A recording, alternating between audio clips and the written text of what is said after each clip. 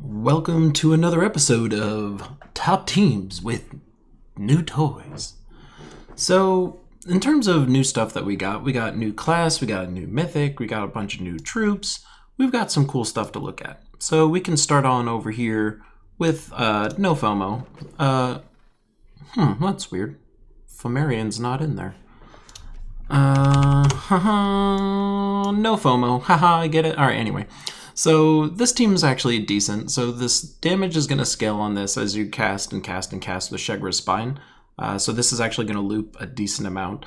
The one downside is that Fomorian is not the best looping troop. This will create a big chunk of mana for you and will potentially loop here with Sheggra's Spine, although it's not the most consistent. However, every single time you do loop, it will actually pump up the stats of every single thing in here. Every single thing in here does damage. Everything in here is a giant. You'll get tons of barriers out of Jotnar, and you'll get tons of magic out of Hyndla, so you'll be dealing damage with this. The brown and blue mana can both be used. Fomorian can pick up the brown, and the browns will also give you barrier. So this team will be mighty fine, so jump on in there. That's not so bad. This team is kind of interesting and random. So we actually got an event troop that has utility. So this is just damage to a boss, and normally you can ignore this troop after the event ends. However, they also convert green to Doomskulls. So very similar to how Mirage Queen does the same thing. This is doing damage to somebody and converting.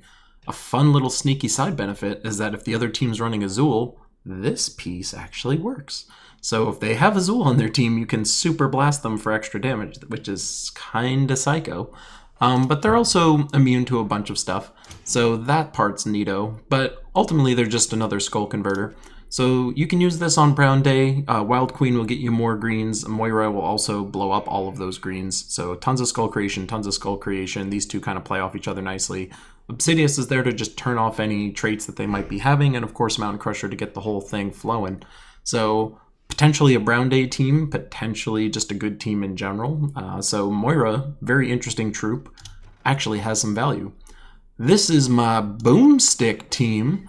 So this team is also very cool because it's actually taking advantage of the Stormcaller class and the new Stormcaller weapon. So if you haven't seen this, it's doing true damage to a specific enemy and then hitting a bunch of enemies for true damage on top of that. So what this means is that this is a very nice setup for Mr. Spider Boy down here.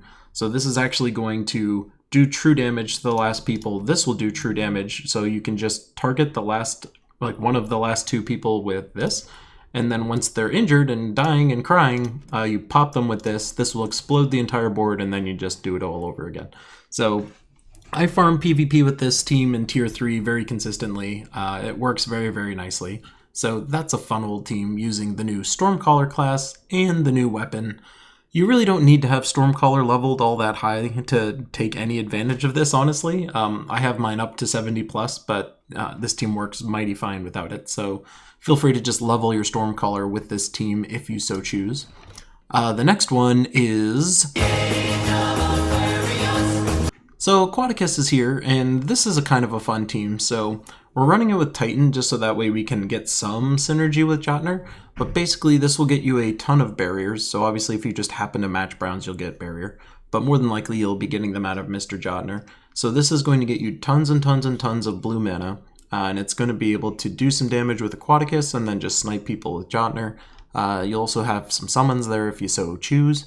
But this is also a team you could use on Blue Day, which is also kind of fun.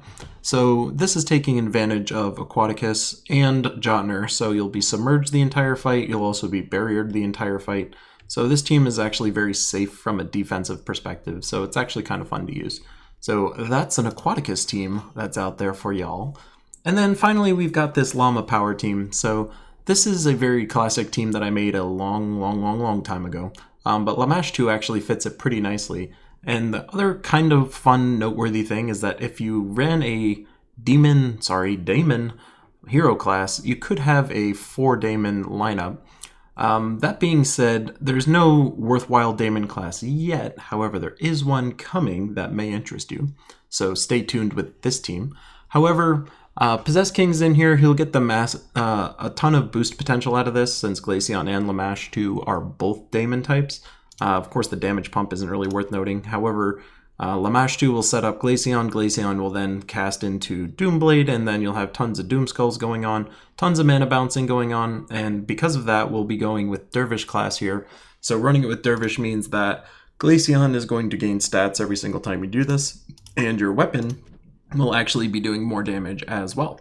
So this team should be super mighty fun and awesome, and is super mighty fun and awesome. I've used it many a time.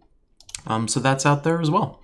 But that is all the teams that we got going on this week with all the new stuff. So feel free to take the codes out of the description and enjoy your life, and I will see you in another video. Okay, bye.